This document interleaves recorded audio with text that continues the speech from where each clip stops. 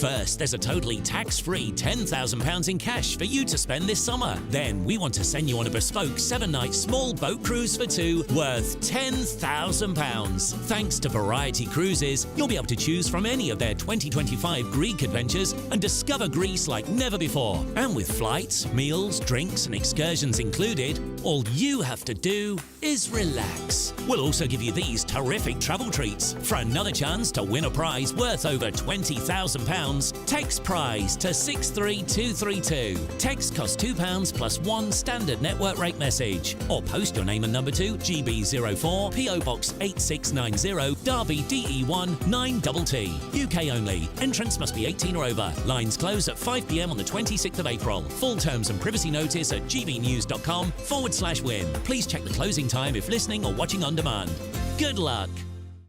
2024, a battleground year. The year the nation decides. As the parties gear up their campaigns for the next general election. Who will be left standing when the British people make one of the biggest decisions of their lives? Who will rise? And who will fall? Let's find out together. For every moment, the highs, the lows, the twists and turns. We'll be with you for every step of this journey. In 2024, GB News is Britain's election channel.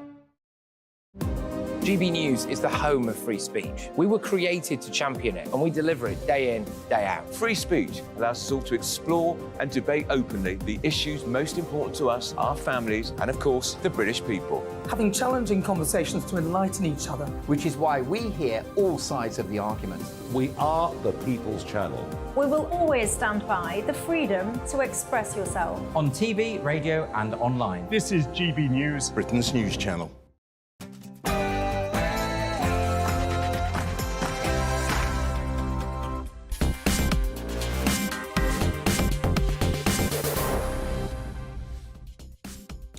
Good evening. The European Parliament today passes a new EU migrant pact, but already the Poles and Hungarians have said we will have nothing to do with it. I promise you it will not stop the flow of young men that want to cross the English Channel. The problem for flooded farmers after heavy rainfall, we go to a farm in Lincolnshire that has been underwater for 8 consecutive months, and we ask, what does this mean for the crop in 2024? And last night in Arizona, the Supreme Court passed a ruling that bans abortion within the state completely. I think this is pretty bad news for Donald Trump's attempt to get re-elected as president. All of that in a moment, but first, let's get the news with Polly Middlehurst.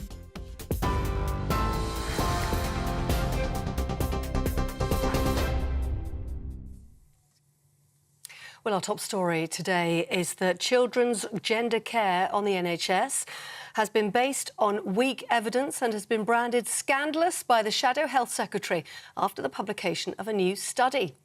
The CAS review says children are being let down by remarkably weak evidence and calls for gender services for young people to match the standards of other NHS care centres.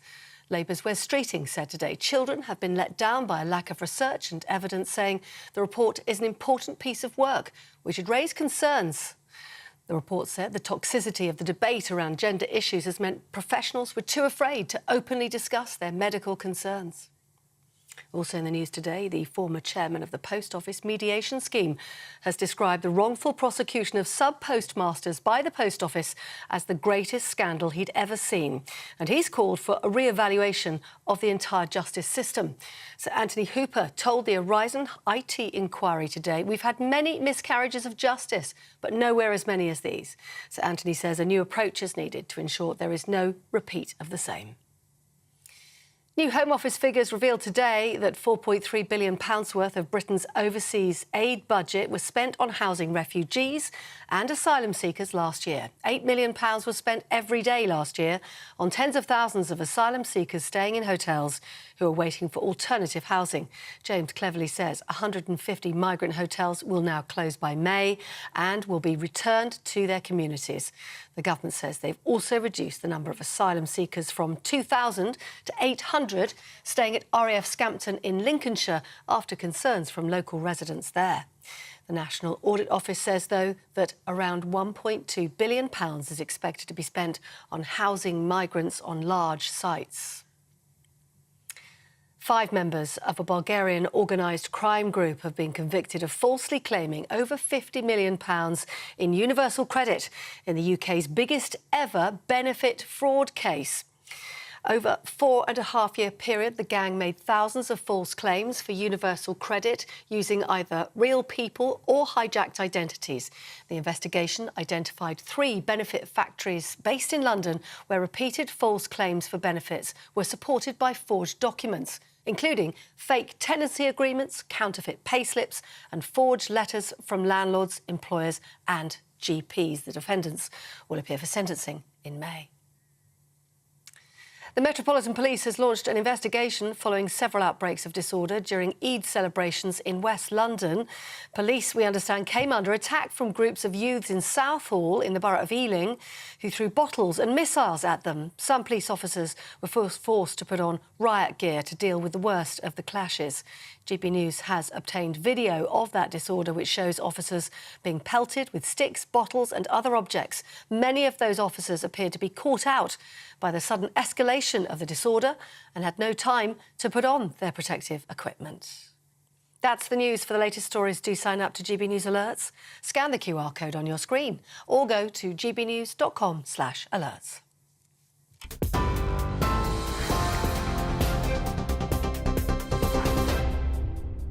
Good evening. I was sent some pictures this morning on Facebook and elsewhere showing me disturbances that had taken place, quite serious disturbances that had taken place in Southall in West London last night. I looked at it and thought, can this actually be true? And I say that because it wasn't being reported by British media organisations. Was this something perhaps that happened a few years ago? Had I missed it? But no, absolutely not. Last night was Eid, where people celebrate the end of the fast of Ramadan. And of course, Southall has always had a very, very high percentage of people who originate from South Asia. Well, I'm afraid it was all true. Have a look at these very disturbing scenes from the streets of London last night.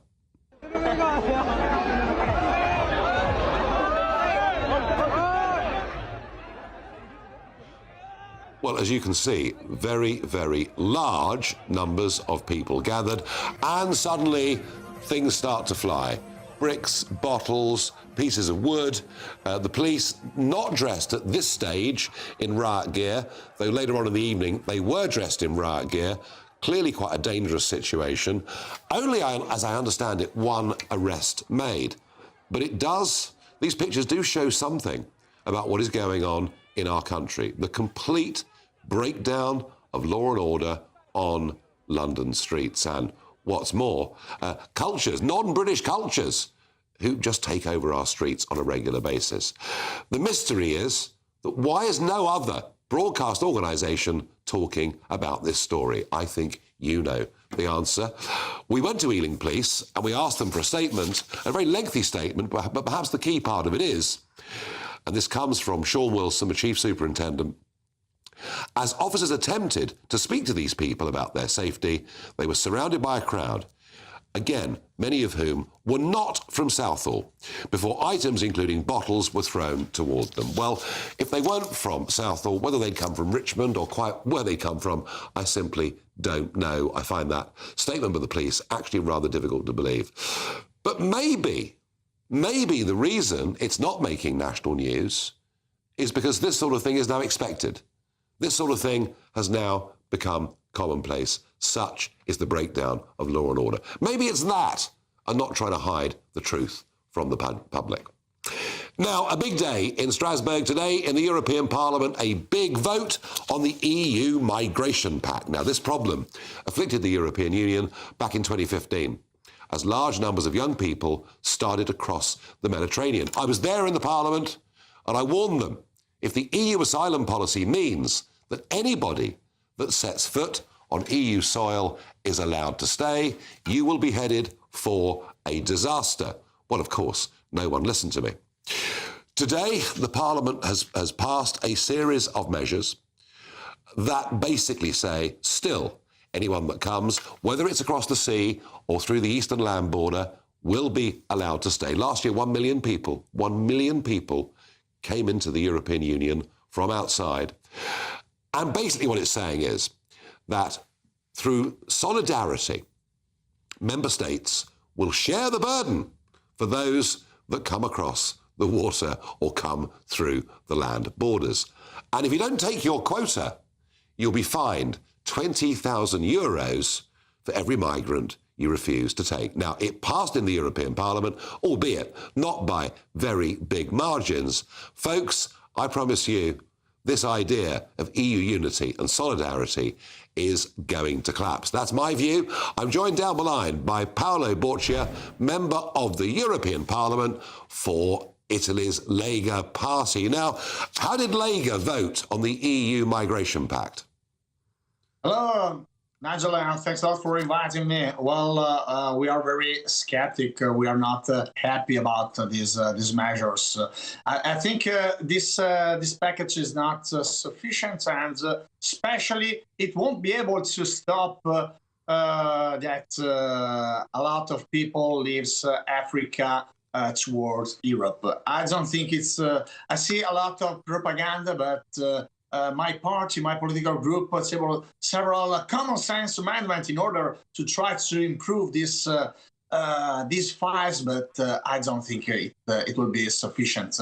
So Lega in general is against this package because it's not sufficient in our view.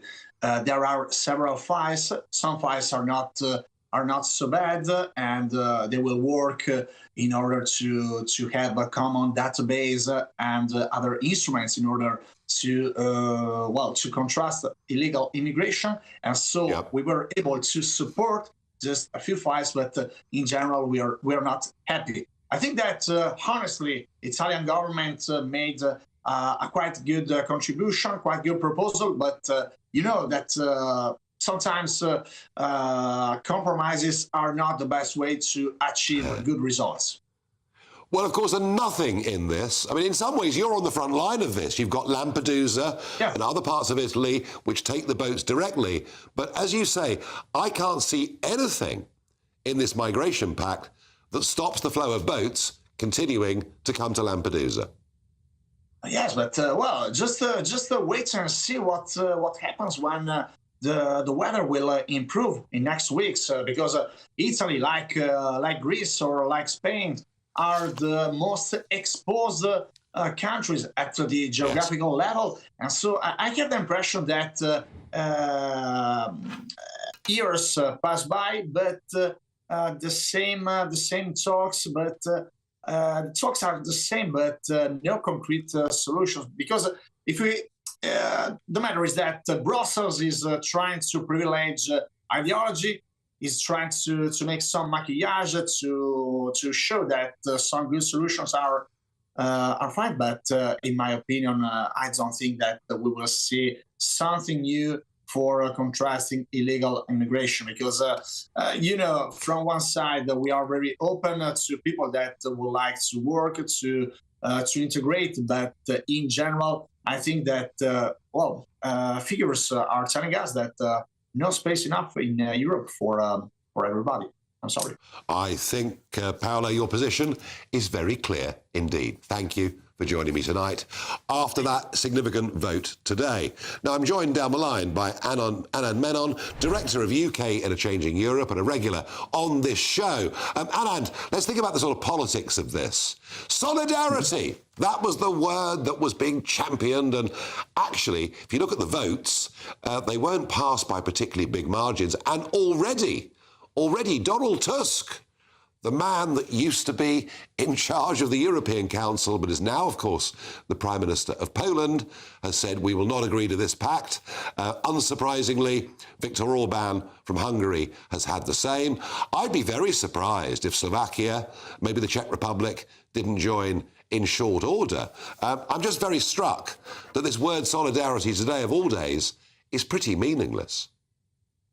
Well, it's a word they like to throw around inside the European Union. But I mean, the fact is, there's a reason it's taken 10 years for the European Union to get to this point, because there's massive disagreement. And we've just heard why. Some states are more exposed than others. The states that aren't exposed are thinking, well, hang on a sec, why should we volunteer to part of this. Why, we don't need to take these people. They're arriving in Italy. It's Italy's problem. So what they've tried to do there's two things going on here, aren't there? There are elections coming up, and the sort of what like to call themselves the mainstream European parties are keen to give the impression of doing something in a very similar way that Rishi Sunak is keen to get a plane to take off to Rwanda before our election, to give the impression of action. But the second thing is they've got a very, very fragile compromise here. And even though it might well pass the member states at its final stage, when it's actually called upon to work, I think what you'll see is a lot of member states, as we've heard, simply refusing to take people. And then the interesting question is whether they'll pay the fines or not. Yeah, fragile, I think, is exactly the right word for today's agreement. And you've mentioned already the fact that from June the 6th to June the 9th, the European elections are coming up. They'll be the first European elections I've not stood in for 30 years. But we're going to see some potentially quite big changes, aren't we, in the makeup of the European Parliament? Potentially, yes. I mean, a combination of factors. It's partly immigration, it's partly sclerotic economic performance, that it looks like in many cases mainstream parties are going to take something of a beating in these elections. Now, this could be significant. You never know. I mean, you know as much about European elections as anyone, but the fact is political scientists call them second-order elections, which means in some countries people feel freer to go out and punish the incumbents because they don't really think these elections matter. So there's not necessarily a very clear read-over from European elections to national elections, but I think in many national capitals, the sort of mainstream parties are going to be looking at the results with a degree of concern, because opponents who generally don't do very well, I think, are going to see their results look pretty good after these European elections, whether it's in Germany or France or a number of other countries. Yeah, it is a bit of an open shot on goal. I get that. But it also gives people the chance to vote for what they believe in, is another way of looking at it. And I think, looking at the farming protests across Europe, there is now quite a growing mainstream Eurosceptic, maybe not yet saying leave the European Union, but Euroscepticism is growing, isn't it?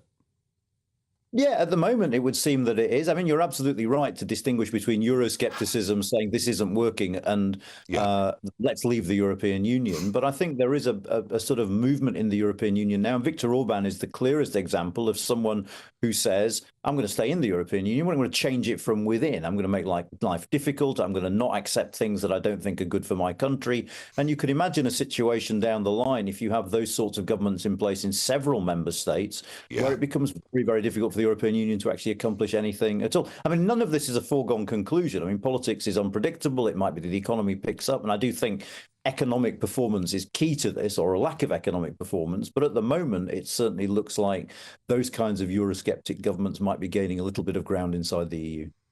Yeah, it's going to be a very interesting set of elections. Anna Menon, as ever, thank you for coming on and joining me on the programme. His comment there about Viktor Orban was very interesting. Somebody once said in the European Parliament, Nigel Farage is the European Union's worst nightmare because he wants to leave. Then a year or two later, somebody else said that maybe Viktor Orban is the European Union's worst nightmare because he actually wants to stay. But one government on its own can't do a lot. If there were several across the EU, the whole thing would simply cease to work. And I still believe, as I've always believed, that the days of this artificial political structure are numbered. Now, you may have noticed it's been raining for month after month after month. 11 named storms have hit the British Isles since last September. The knock-on effects for farming are pretty serious. We're joined in a moment by a farmer whose fields have literally been underwater for the last 8 months.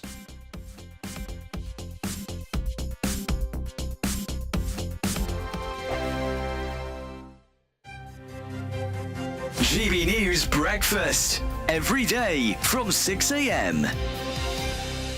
It's the first time we've had an admission from someone who, at least used to be very senior in the party, saying that this election is not about winning, really, for the Conservatives now. It's about mitigating the losses. There is broad recognition that this election has already been lost and that it's about damage limitation.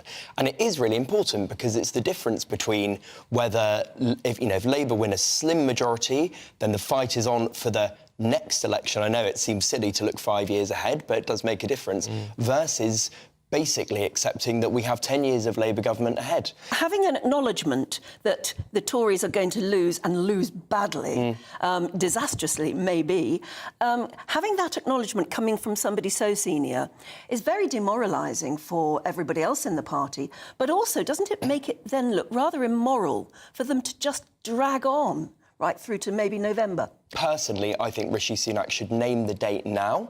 I think he should name it for October or November. In terms of reform, if they're only 4 points behind the Conservatives in the latest poll, do we need to stop the narrative, which we have been using legitimately, saying, well, they're doing all right in the polls, but they won't win any seats? Do we need to change that perspective now? I think it's really difficult to say. It depends on Reform's electoral strategy. There's a lot of evidence that in certain parts of the country with certain demographics, they do have a really good chance. So I think if they target seats in the red wall and other places where there's big disillusionment with the Conservatives and what they'd promised, I can't imagine that Reform are at the stage where they could take masses of seats. It's more about that portion of the vote that they'll be taking away that I think is going to result in that massive Labour landslide. Good afternoon, Britain. Good afternoon, Britain. Weekdays from midday, we bring you the most compelling stories from across the United Kingdom. And why it matters to you. From your doorstep to our inbox. That's right, we want to hear from you. Good afternoon, Britain. Only on GB News, the People's Channel, Britain's news channel. Your weekend starts here with Friday Night Live with me, Mark Dolan, 8 till 9 on GB News. Big stories, big guests and big laughs as we get you ready for a cracking weekend. That's Friday Night Live with Mark Dolan, Fridays 8 till 9 on GB News. Bring your own drinks, the admission's free. I'm Andrew Doyle. Join me at 7 o'clock every Sunday night for Free Speech Nation, the show where I tackle the week's biggest stories in politics and current affairs with the help of my 2 comedian panellists and a variety of special guests. Free Speech Nation, Sunday nights from 7 on GB News, the People's Channel, Britain's news channel.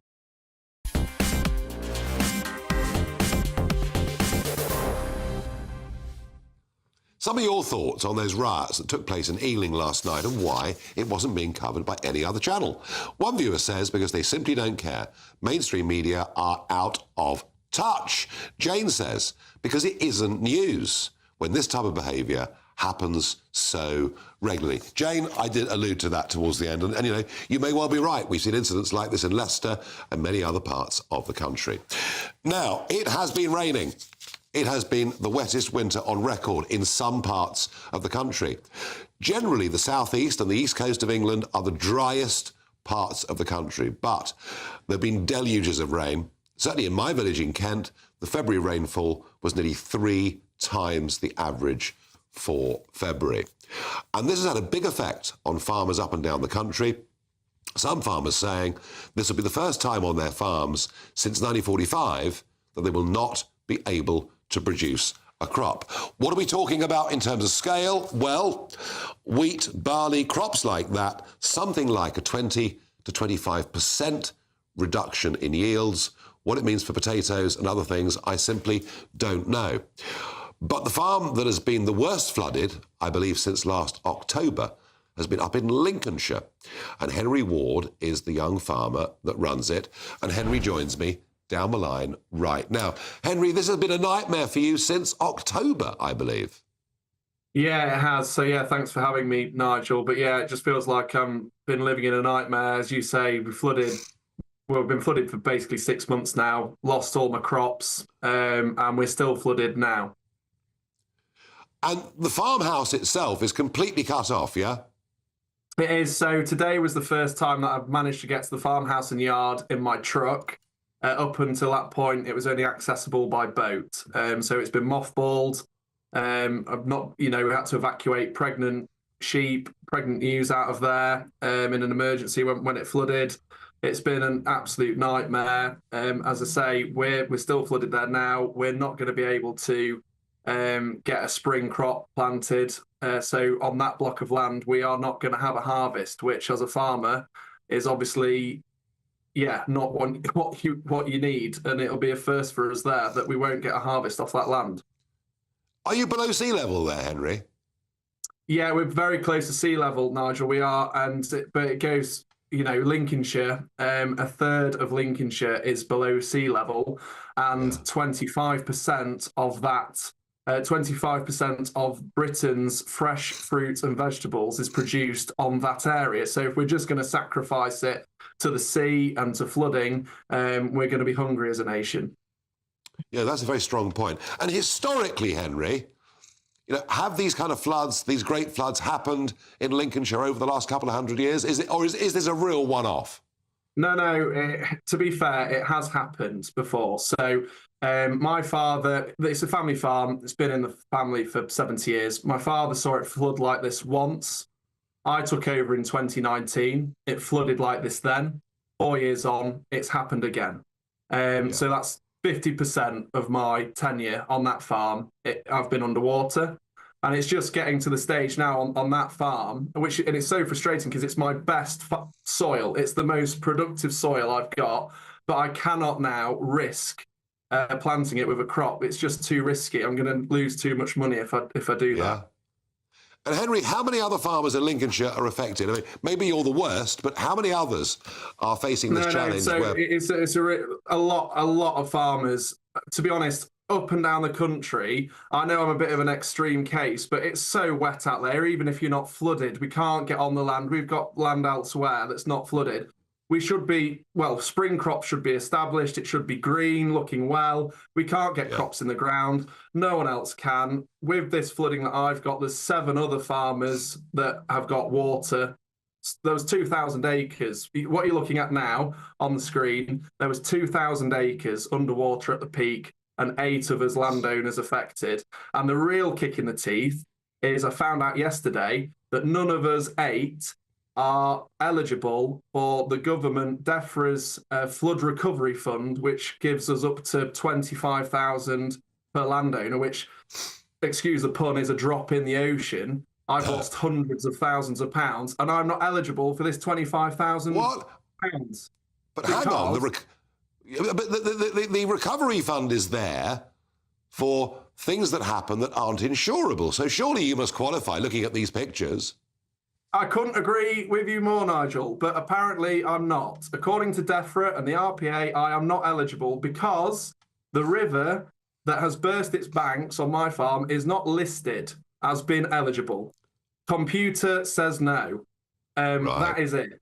And I've been in touch with ministers today on the phone with the RPA, and there are some warm words, and we might get somewhere because I think basically because I'm embarrassing them into it. I am the most famous flooded farmer in the country, and they're telling me I'm not eligible. I mean, it's an absolute scandal.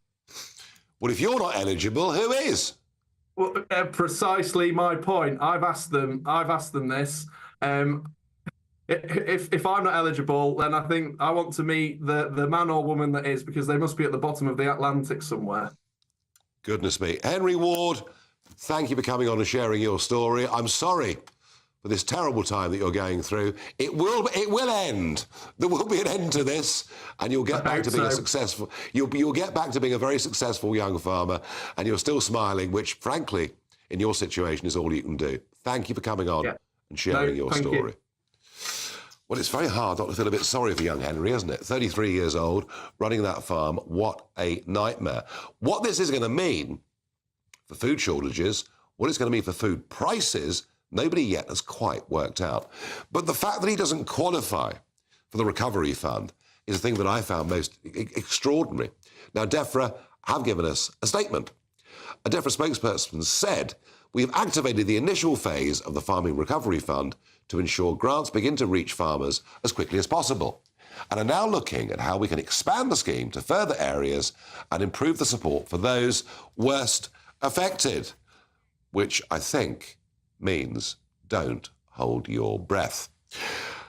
A ruling overnight from a Supreme Court in Arizona bringing in a total ban on abortion. I think this has really big political implications. I think it's good news for Biden and bad news for Trump. We'll discuss all of that in just a moment. Hello there, good evening. Well, after a rather overcast day, there's going to be more in the way of dry and bright weather on the way tomorrow. But for tonight, there's still some further rain to come. That's as these weather fronts that have lingered across the northwest continue to push into these northwestern areas, but then also sink further south to bring more southern areas, some outbreaks of rain through the night. So it will stay fairly cloudy with drizzly rain continuing across northern Scotland, but this main rain band actually sinks further south into parts of Wales, the Midlands, and then it sits across the south coast by tomorrow morning. It's a much weaker feature, but it will bring a lot of cloud to these areas. Elsewhere, though, it should be a drier and clearer start to the day, but it's going to be a very mild start tomorrow. Temperatures not dipping much below 10 degrees for most areas. There will be quite a brisk southwesterly breeze overnight. Those winds should ease through the day, and actually across the east and the north it's going to be a dry and bright day, a much better day than today, and it's going to feel quite warm in that sunshine indeed. A different story, though, across the south and west in particular, where the cloud will linger for much of the day. We could see some drizzly outbreaks of rain, particularly across the coast and over the high ground. Now for Friday, the rain returns into the northwest. In Northern Ireland, much of western Scotland will see another fairly wet day, but the rain will be much more limited compared to today. So I think many eastern areas, even of Scotland, should get away with a fairly dry day. And across the south, well, it looks like it should be staying fairly dry as well. Temperatures still on the milder side of things for the time of year. Into the weekend, it's a similar story as well. I'm Christopher Hope. And I'm Gloria Di Piero, bringing you PMQ's live here on GB News. Whenever Parliament is in session on a Wednesday at midday, we'll bring you live coverage of Prime Minister's questions. We'll be asking our viewers and listeners to submit the questions that they would like to put to the Prime Minister, and we'll put that to our panel of top politicians in our Westminster studio. That's PMQ's live here on GB News, Britain's election channel. 2024, a battleground year. The year the nation decides. As the parties gear up their campaigns for the next general election. Who will be left standing when the British people make one of the biggest decisions of their lives? Who will rise? And who will fall? Let's find out together. For every moment, the highs, the lows, the twists and turns. We'll be with you for every step of this journey. In 2024, GB News is Britain's election channel.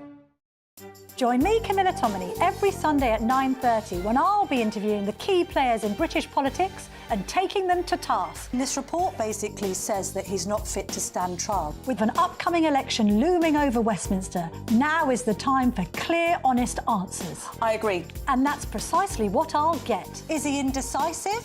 Incompetent? That's the Camilla Tominey Show at 9:30 every Sunday on GB News, the People's Channel, Britain's election channel.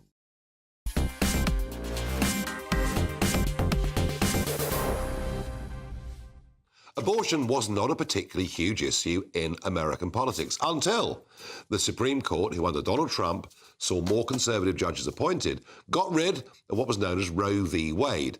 What it meant was it was now down to the individual states to decide whether to allow abortion to happen or not.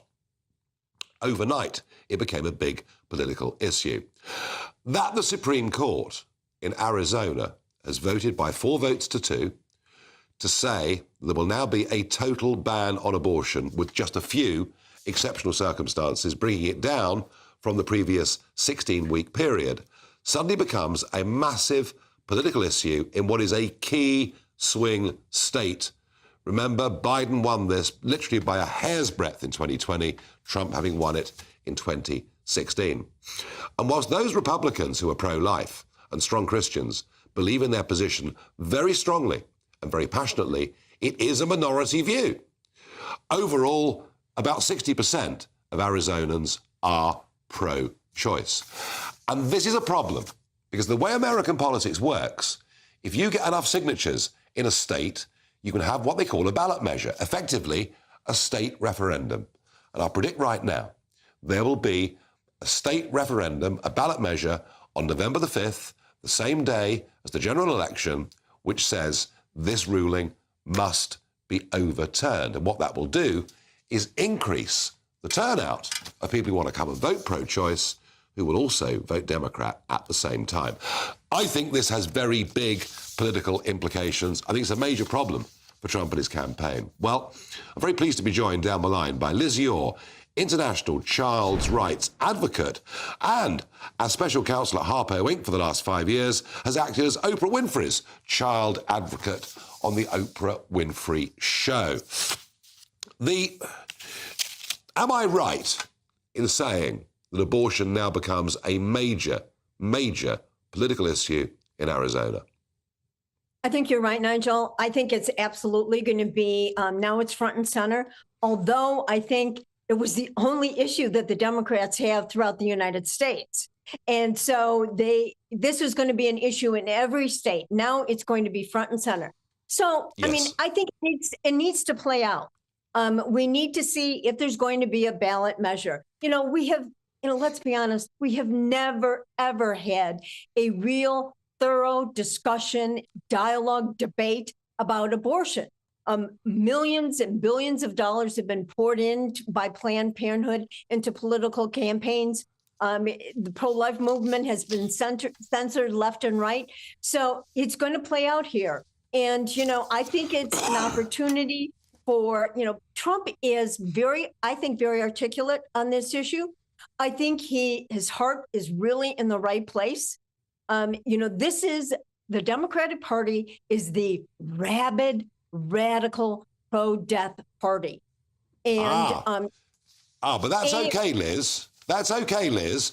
And you speak clearly as somebody who's a passionate, pro-lifer.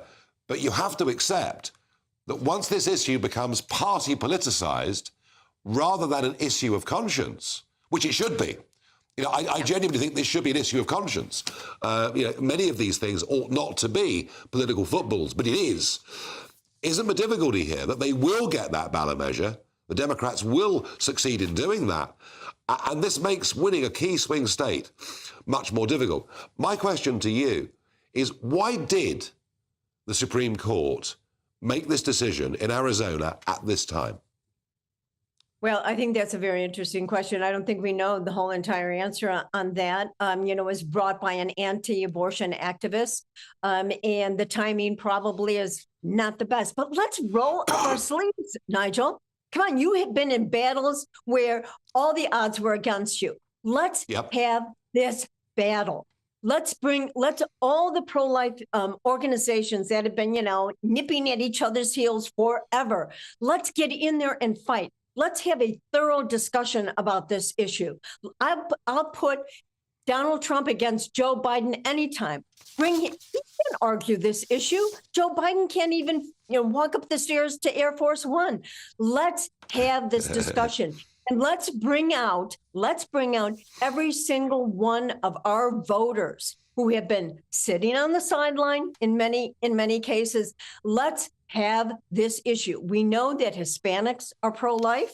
We know that more and more Blacks are coming to this issue when they've seen the massive genocide of African Americans as they place Planned Parenthood in the midst of every inner city. So let's not be afraid of this fight. Yes, no. I mean, the word genocide is not always helpful in these contexts, but even Donald Trump today is rowing back a little bit, isn't he? I mean, Trump today is saying that Arizona's ruling went too far and needs to be straightened out. And here's the problem, Liz. People like you who are pro-life are very, very passionate on this subject. You're in a minority. It may be, if you have a big debate, you can become the majority. But it does put you, I argue, electorally, ahead of November the 5th, in a tough position.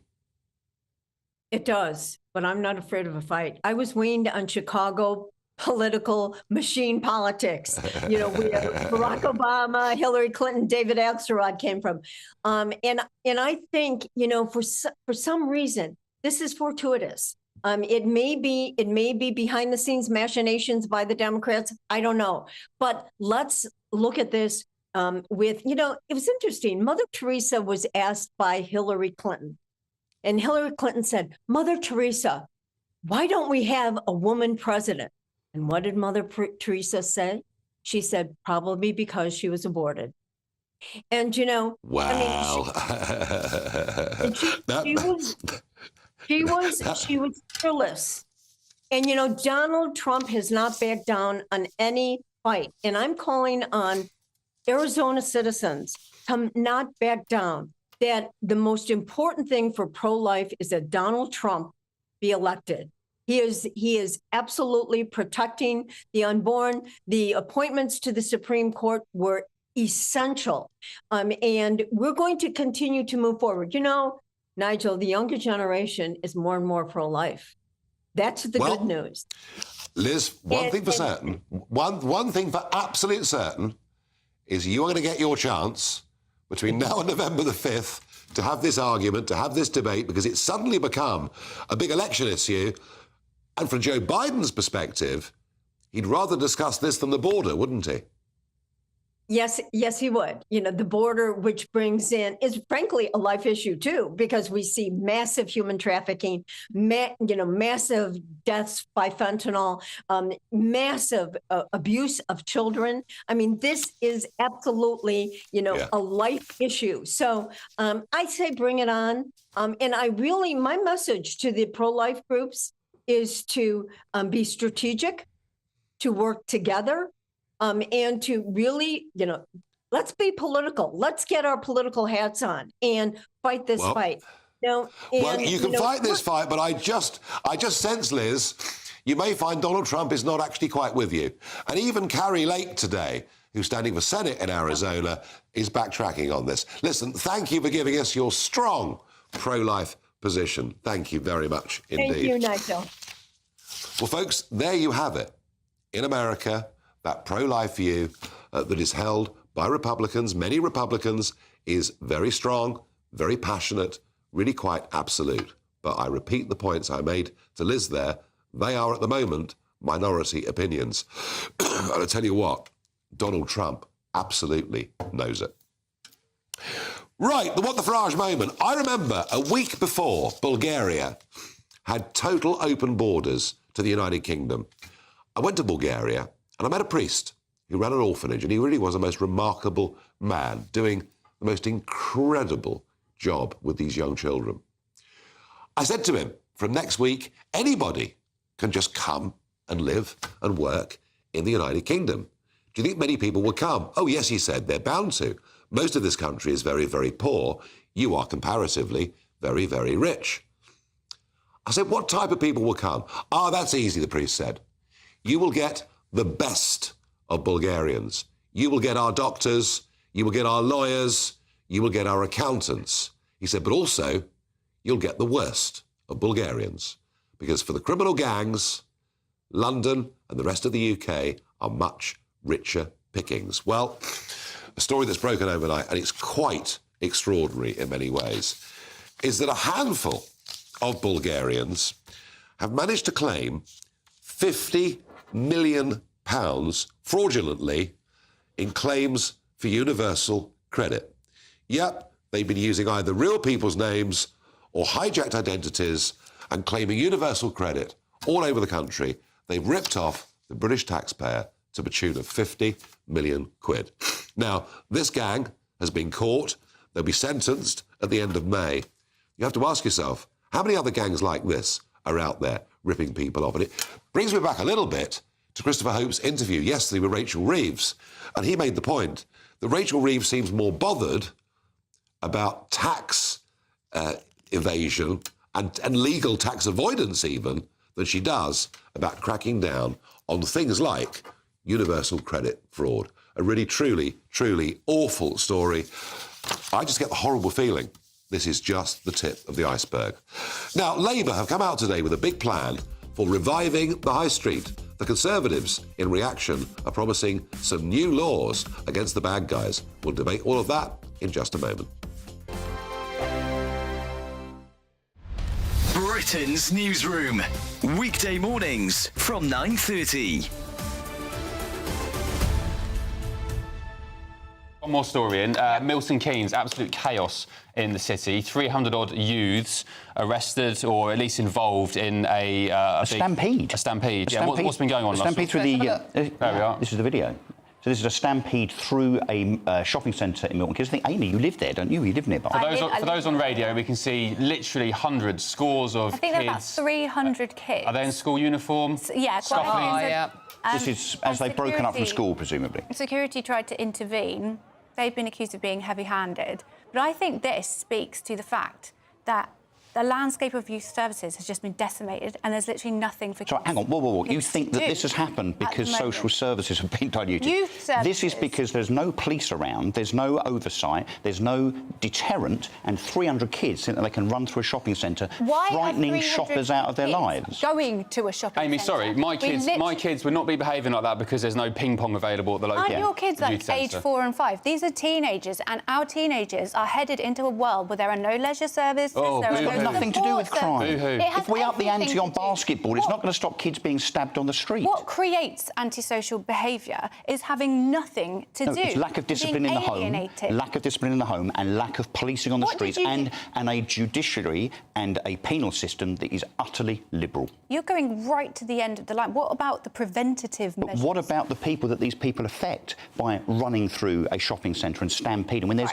mothers with kids in prams frightened out of their lives, and we're worried about the social services I'm aspect talking about that's carrot. perhaps led You're to it. talking about stick, right? Yeah. So how long does your solution take to resolve it? Mine takes about 30 seconds. More police, bang them up. Yours... Russell, should parents be fined? More police, bang them up. Absolutely, and the kids should be taken to task.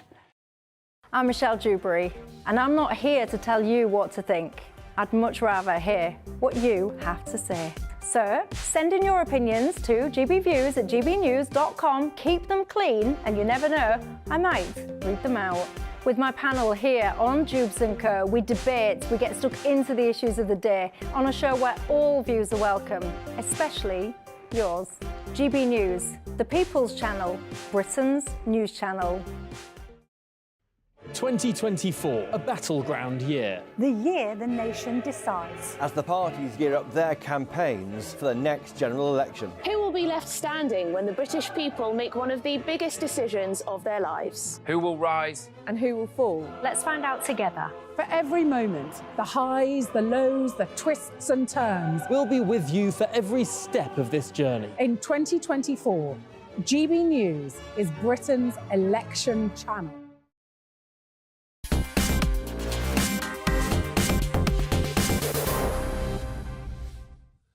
Well, the big parties today have been talking about shopping, the high street, shoplifting and much else. And from the Conservatives, there's now going to be a standalone offence for enhancing protection for retail workers, a specific law about assaulting retail workers. Quite why we need that, I have absolutely no idea.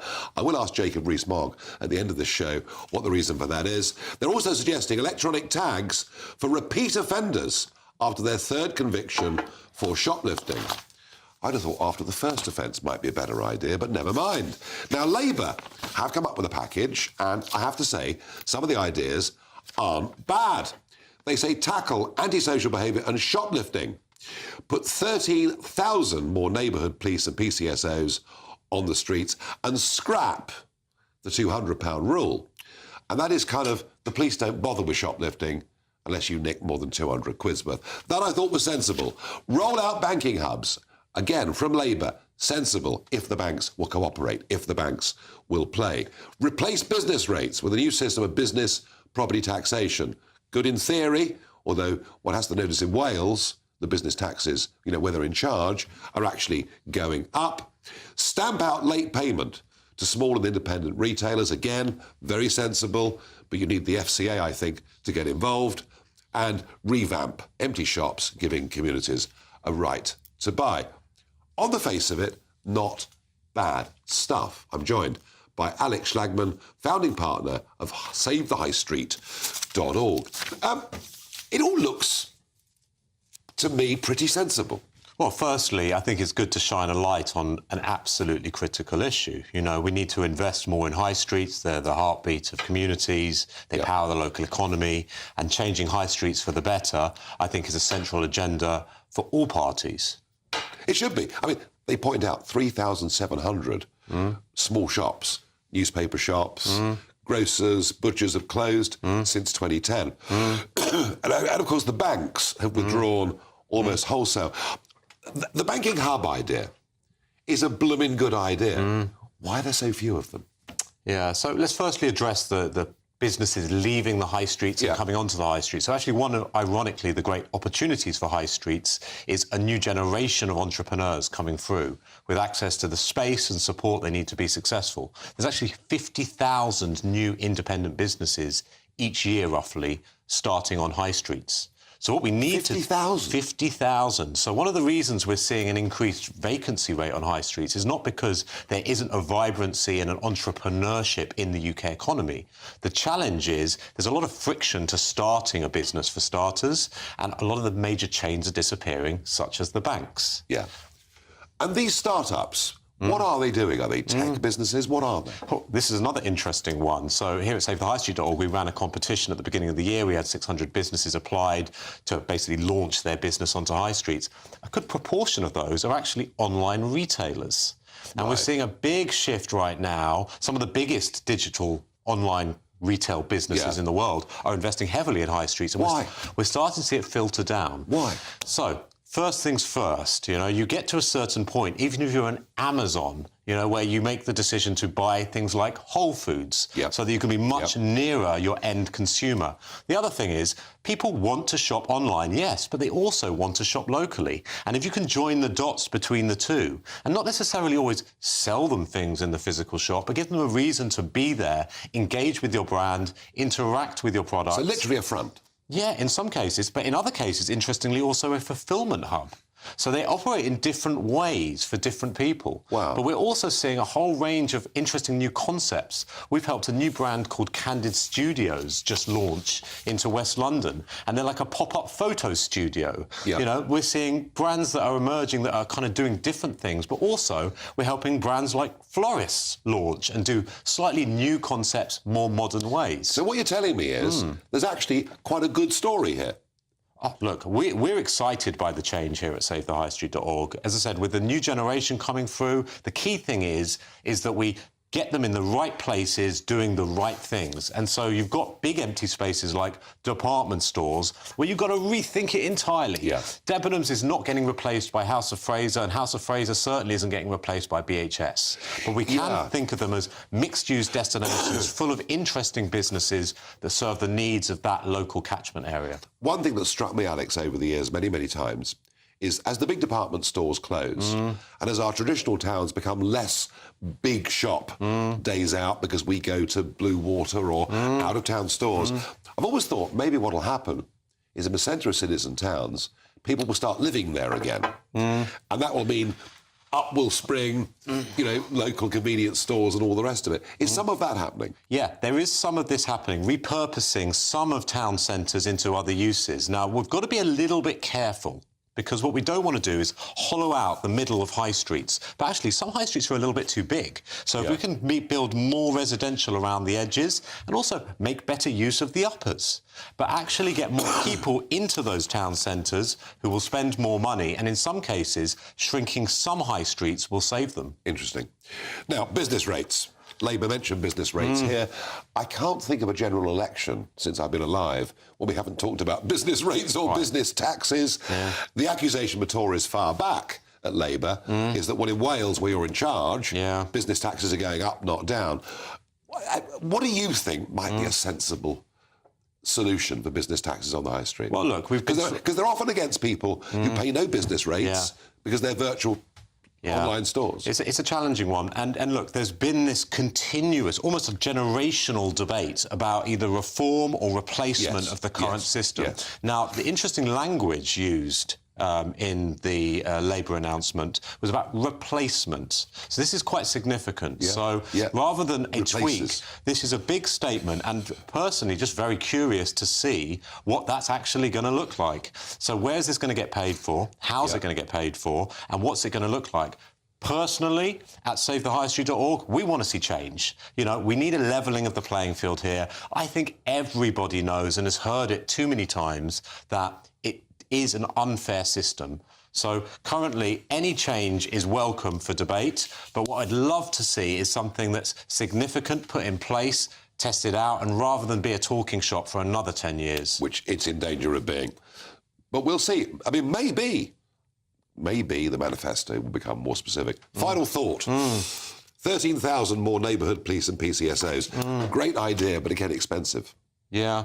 Again, you know, these are great things to get behind, and High Street's an interesting one. I mean, we sit here, we're on GB News today. You know, obviously this is a political station, but the interesting thing about the High Street is it doesn't matter where you sit on the spectrum. No. Everybody seems to want to get behind it. The key is, how do we actually practically make change happen? How do we create a plan for every high street, ensure that the people on those high streets are empowered to lead and drive that change? How do we replace the empty units with a new generation of entrepreneurs that can actually be successful? And how do we actually start to support our high streets? Really, Alex, very, very interesting indeed. Thank you. Did you hear that, Jacob? Somebody on British television mentioned the word entrepreneur. How extraordinary. And fascinating that 50,000 businesses are setting up in high streets and that internet companies want a high street presence. I think that's one of the most interesting things I've learned recently. And very positive and very good news. Very encouraging. Now, explain to me, Jacob, because you're really good at this sort of thing. Why do we need a specific piece of legislation? Why is it any different? I mean, if I assault you... I hope you won't. No, well, I'm not thinking of it. Particularly not live on air. That would be very, very good for the figures. But wasn't it? If I assault you in the street, or I assault you as a shop worker, why does it need a specific law? And why has the government consistently said that this law is completely OTOs? It's not needed, and now it says it's going to do it. I think this is really silly. What we need is the police to enforce the law that exists. Yeah. And that applies to shoplifting and assaults on people working in shops. That is straightforwardly illegal. And yet we're having a specific law. It's tokenism, it's a waste of parliamentary time. It's just the type of legislation that I dislike. Tony Blair was the master of tokenist legislation that reiterated law that already existed. It's not a good way of using House of Commons time. I'm pleased that my instincts at 6 you're absolutely were right. Now, Jacob, what is coming up on your show tonight? Well, we're going to be talking about universal credit and fraud within it, which is running at about £7 billion, but also the very high number of people who are inactive. Universal credit was meant to ensure that work always paid. Yes. And yet increasing numbers of people are actually on benefits. So what is going wrong? Was universal credit pretty much an Ian Duncan Smith invention? Ian did an enormous amount of good work to get it up and running. Yeah. And without it, the whole system would have fallen over during COVID. But they seem to have taken away the elements of stick that force people to take jobs if they were offered them, and universal credit seems to be becoming a way of life for some people. You need both. That's it from me. I apologise for the cough. I think I've got this 100-day cough, which is around. Let's have a look at the weather. Maybe that'll cheer us all up. Annie Shuttleworth will tell us. Looks like things are heating up. Boxed boilers, sponsors of weather on GB News. Hello there, good evening. Well, after a rather overcast day, there's going to be more in the way of dry and bright weather on the way tomorrow. But for tonight, there's still some further rain to come. That's as these weather fronts that have lingered across the northwest continue to push into these northwestern areas, but then also sink further south to bring more southern areas some outbreaks of rain through the night. So it will stay fairly cloudy with drizzly rain continuing across northern Scotland, but this main rain band actually sinks further south into parts of Wales, the Midlands, and then it sits across the south coast by tomorrow morning. It's a much weaker feature, but it will bring a lot of cloud to these areas. Elsewhere, though, it should be a drier and clearer start to the day, but it's going to be a very mild start tomorrow. Temperatures not dipping much below 10 degrees for most areas. There will be quite a brisk southwesterly breeze overnight. Those winds should ease through the day, and actually across the east and the north, it's going to be a dry and bright day, a much better day than today, and it's going to feel quite warm in that sunshine indeed. A different story, though, across the south and west in particular, where the cloud will linger for much of the day. We could see some drizzly outbreaks of rain, particularly across the coast and over the high ground. Now for Friday, the rain returns into the northwest. In Northern Ireland, much of western Scotland will see another fairly wet day, but the rain will be much more limited compared to today. So I think many eastern areas, even of Scotland, should get away with a fairly dry day. And across the south, well, it looks like it should be staying fairly dry as well. Temperatures still on the milder side of things for the time of year. Into the weekend, it's a similar story as well. A brighter outlook with Box Solar, sponsors of weather on GB News.